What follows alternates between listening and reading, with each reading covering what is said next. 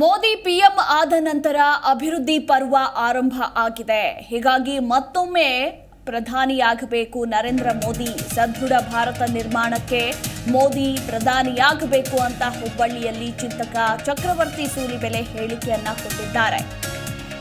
ಮೋದಿಗೆ ಎಲ್ಲಾ ಕ್ಷೇತ್ರಗಳ ಬಗ್ಗೆಯೂ ಆಳವಾದ ಜ್ಞಾನವಿದೆ. ಸದೃಢ ಭಾರತ ನಿರ್ಮಾಣಕ್ಕೆ ಮೋದಿ ಮತ್ತೊಮ್ಮೆ ಪ್ರಧಾನಿಯಾಗಬೇಕು. ಮೋದಿ ಪಿಎಂ ಆದ ನಂತರ ಅಭಿವೃದ್ಧಿಯ ಪರ್ವ ಆರಂಭವಾಗಿದೆ ಅಂತ ಹುಬ್ಬಳ್ಳಿಯಲ್ಲಿ ಚಿಂತಕ ಚಕ್ರವರ್ತಿ ಸೂಲಿಬೆಲೆ ಹೇಳಿಕೆಯನ್ನ ಕೊಟ್ಟಿದ್ದಾರೆ.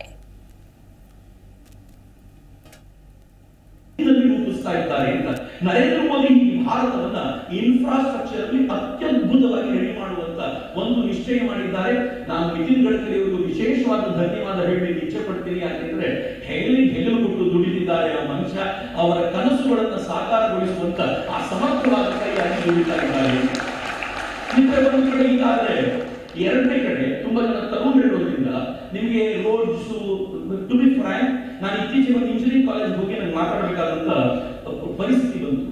ಇಂಜಿನಿಯರಿಂಗ್ ಕಾಲೇಜ್ ಮಕ್ಕಳಿಗೆ ನಾನು ಇದನ್ನೆಲ್ಲ ಹೇಳಬೇಕಾದ್ರೆ ಅವ್ರಿಗೇನು ಡಿಫರೆನ್ಸ್ ಅನ್ನಿಸ್ತಿಲ್ಲ. ಯಾಕೆ ಗೊತ್ತಾ? ನರೇಂದ್ರ ಮೋದಿ ಭಾರತವನ್ನ ಯಾವ ದಿಕ್ಕಿನಲ್ಲಿ ರೂಪಿಸ್ತಾ ಇದ್ದಾರೆ ಅಂತ.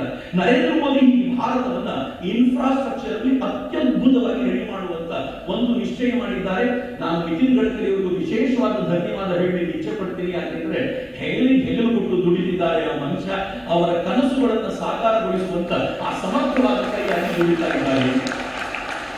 ಒಂದು ಕಡೆ ಇದಾದ್ರೆ ಎರಡನೇ ಕಡೆ ತುಂಬಾ ಜಿ ಕನ್ನಡ ನ್ಯೂಸ್ ಈಗ ನಿಮ್ಮ ಮನೆಯಲ್ಲೇ ನೋಡಿ. ಎಲ್ಲ ಕೇಬಲ್ಗಳಲ್ಲಿ ಈಗ ಲಭ್ಯ.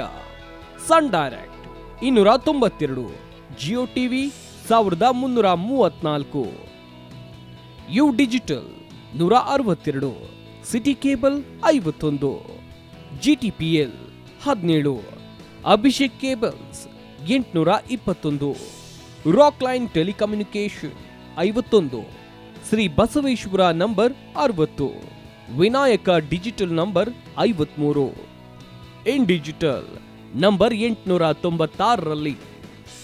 ನಿಮ್ಮಿಸ್ತದ ಜಿ ಕನ್ನಡ ನ್ಯೂಸ್ ನೋಡಿ ಆನಂದಿಸಿ.